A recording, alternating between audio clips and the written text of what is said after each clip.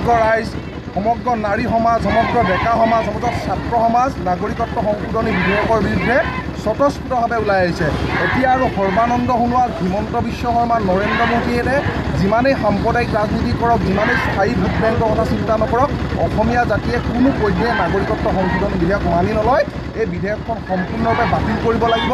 যদি বাতিল নকৰে অসম অচল কৰি দিয়া হ'ব, অসম জ্বলিব। তাৰ বাবে সৰ্বানন্দ সোণোৱাল আৰু নৰেন্দ্ৰ মোদী জাৰি হ'ব।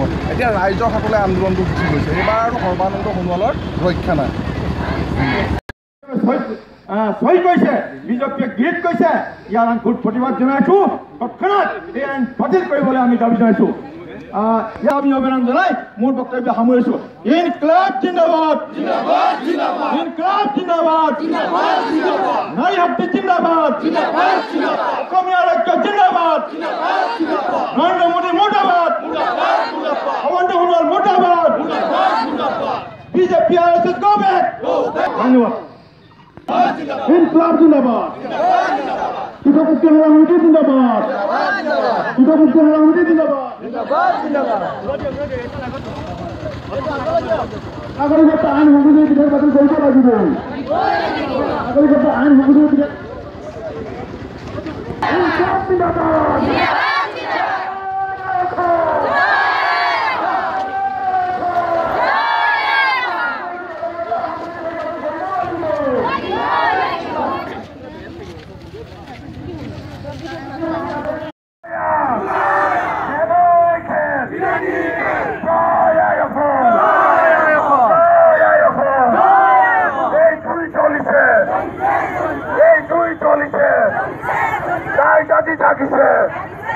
অসমত সাম্প্ৰদায়িক ৰাজনীতি কৰিবলৈ দিয়া নহ'ব।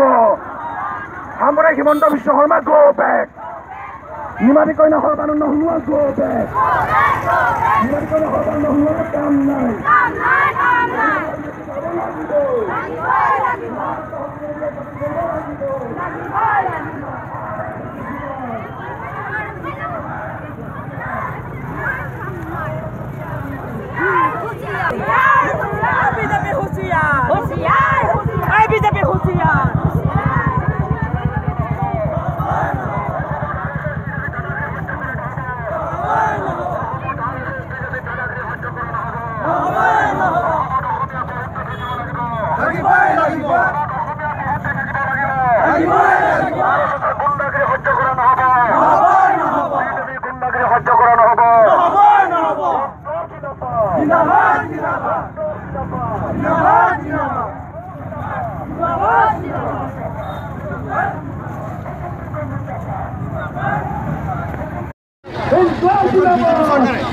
যিখন অগণতান্ত্ৰিক সংবিধান নাগৰিকত্ব বিধেয়ক অৰ্থাৎ অসমীয়া জাতি ধ্বংস কৰিবলৈ যিখন আইন প্ৰস্তুত কৰিছে, সেইখন আইন তেওঁলোকে তৎক্ষণাত বাতিল কৰক।